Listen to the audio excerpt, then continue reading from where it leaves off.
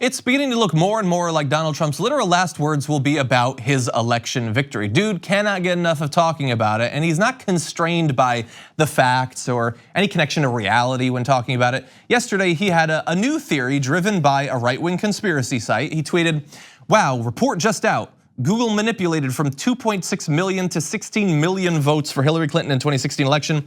This was put out by a Clinton supporter, not a Trump supporter. Google should be sued. My victory was even bigger than thought." And apparently, this tracked down, this report that was just out was a study from 2 years ago that involved apparently 95 people. This is a psychologist, Robert Epstein, who believes that Google search results manipulated votes. Now, Google itself has said that there's absolutely nothing to this, and they only surveyed 95 participants, but that was literally enough in 2019 for the president to launch a new conspiracy theory that literally millions of Americans will now accept as true. And joining us on the program now to break down this new theory, progressive activist Jordan Uhl. Welcome back to the show.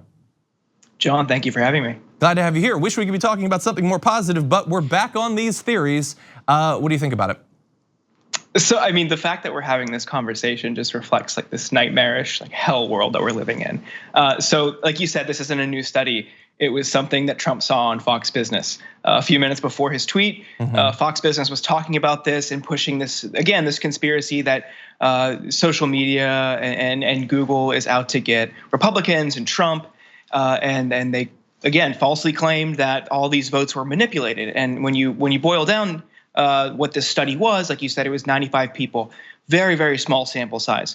Methodology, as people and experts have looked at it, it looks like it's deeply flawed.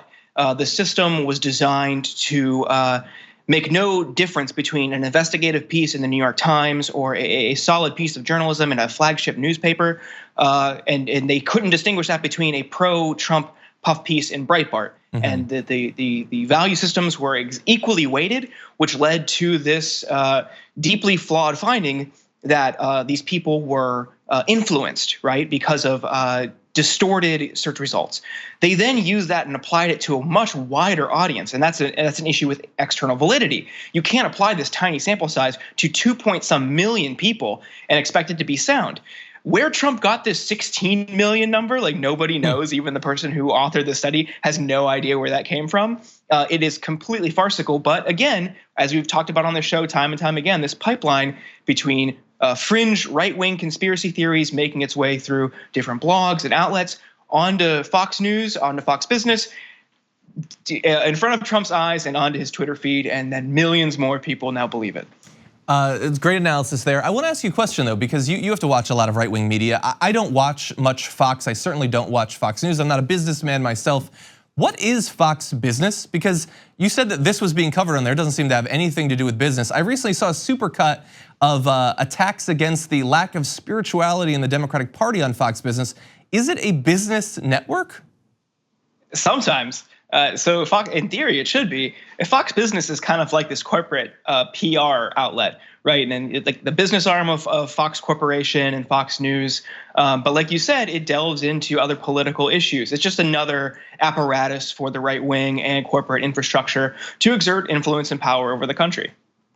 Yeah, I honestly don't know what role it fills. It seems like very often that a lot of the hosts on Fox Business are looking to potentially get jobs on Fox News.